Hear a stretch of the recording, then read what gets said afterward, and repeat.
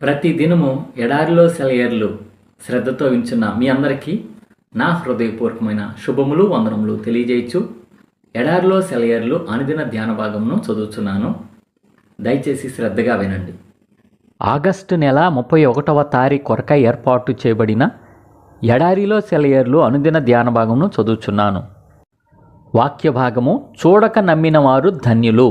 పరిశుద్ధుడైన యోహాను వ్రాసిన సువార్త 20వ అధ్యాయము 29వ వచనము ధ్యాన భాగమును చదువుచున్నాను.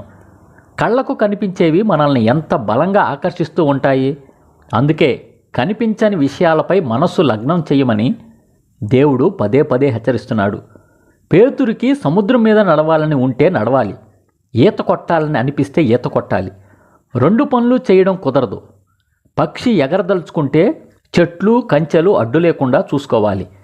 దాని రెక్కల మీద దానికి నమ్మకం ఉండాలి. అలా కాకుండా ఎందుకైనా మంచిదన్నట్టు నేలకి దగ్గరగా ఎగిరితే అది ఎగరడమే కాదు. దేవుడు అబ్రహాముకు తన స్వశక్తి మీద నమ్మకం పోయేదాకా ఉంచాడు. తన శరీరంతో తానేమీ చేయలేనని, కేవలం దేవుని మాట మీద ఆధారపడాలని అబ్రహాము గ్రహించి తన నుండి దృష్టి మరల్చుకొని దేవుని మీద నమ్మకముంచాడు. వాగ్దానం చేసినవాడు దాన్ని నెరవేర్చడానికి సమర్థుడని అతడు విశ్వసించాడు. దేవుడు మనకు బోధించాలని ప్రయత్నిస్తున్నది ఈ విషయాన్నే. ప్రోత్సాహాన్నిచ్చే పరిస్థితులు ఏమీ లేకుండా ఉన్నప్పుడే మనం ఆయన మాటను నమ్మాలి. ఆ పైన తన వాగ్దానాన్ని ప్రత్యక్షంగా నెరవేర్చి ఆయన మన విశ్వాసాన్ని గౌరవిస్తాడు. తన మాట నిజమని ఆయన నిరూపించాలని, నమ్మబోయే ముందు కంటికి కనిపించాలని అనలేదు నేను. ఆయన అన్నమాట చాలు. సత్యవాక్శీలుడైన ఆయన మాటపైనే నిలిచి ఉన్నాను. ఇదే ఈ దినమునకై ఏర్పాటు చేయబడిన ఎడారిలో సెలయేర్లు అనుదిన ధ్యాన భాగము. ప్రార్థన.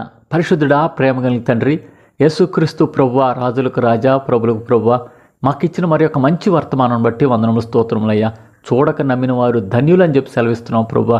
అయా, మానవులంగా మేము కనిపించే వాటినే నమ్ముతాం ప్రభువా. కనిపించే వాటిని చూచి నమ్మేవారంగా ఉంటున్నాం. కానీ ప్రభువా, నీవైతే అదృశ్యమైన వాటిని చూసి నమ్మాలని చెప్పి సెలవిస్తూ ఉన్నావు ప్రభువా. అలాగే మా పితరుడు కూడా అదృశ్యుడైన నిన్ను చూసి నీ వాక్యాన్ని, నీ యొక్క వాగ్దానాన్ని నమ్మినట్లుగా మేము కూడా అలాగే నీ వాగ్దానాన్ని, నీ వాక్కుని నమ్మి ఆ ప్రకారంగా మా యొక్క ఆత్మీయ యాత్రా జీవితంలో ముందుకు కొనసాగే కృపా ధన్యత మా అందరికీ దయచేయమని వేడుకొంచు. ఏదైనా దీవెనలతో ఆశీర్వాదాలతో ప్రతి ఒక్కళ్ళని నింపమని వేడుకొంచున్నాం ప్రభువా. ఎడారిలో సెలవులు ఉంచిన ప్రతి ఒక్కళ్ళని, సబ్స్క్రైబ్ చేసిన ప్రతి ఒక్కళ్ళని పేరు పేరు వరుసన దీవించమని, వారి కుటుంబాల్లో ఉన్న ప్రతి విధమైన అవసరత అక్కడను తీర్చమని వేడుకొంచున్నాం ప్రభువా. ఈ దినం ప్రభువా, నీ బిడ్డలు చేసే పనుల్లో, ప్రయత్నాల్లో, ప్రయాణాల్లో మీరే తోడుగా ఉండమని వేడుకొంచున్నాం ప్రభువా.